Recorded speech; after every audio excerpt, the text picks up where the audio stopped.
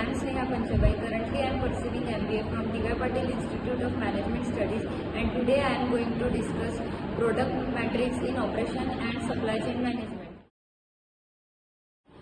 So the topic is the process product matrix. This frame helps business align their production process with their product characteristic to improve the efficiency and the competitiveness. By the end of this session, you will understand how the different manufacturing process fit different product.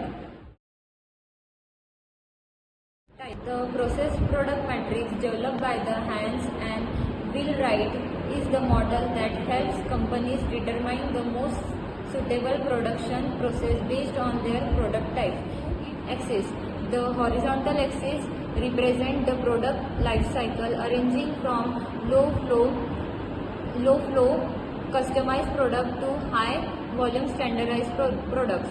And the second one is the vertical axis represents the production process from flexible and adaptable job shops to highly automated continuous flow system. This matrix helps organizations match their production strategy with their product characteristics to achieve the operational efficiency. The four main categories of the matrix are: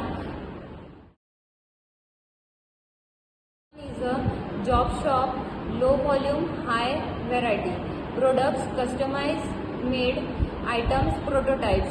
Process is highly flexible, skilled labor, small batch size. Example, a custom furniture workshop. Second one is a batch process, moderate volume, moderate variety. Product is multiple product types, some standardization. Process is the equipment used for different jobs, moderate flexibility. Example, a bakery producing different types of bread. Third one is the assembly line. Volume, low variety. Product is standardized mass produced items. Process is representative task, specialized machinery. And for example, automobile manufacturing. Fourth one is the continuous flow.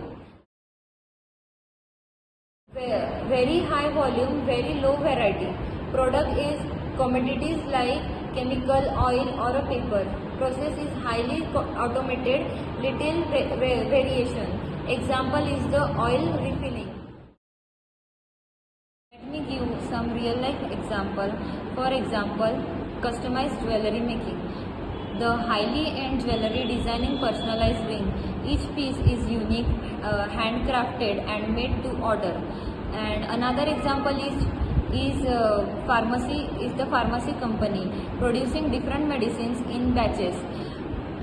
Production occurs in controlled batch to maintain quality and regulatory. And another example is assembly line in smartphone production.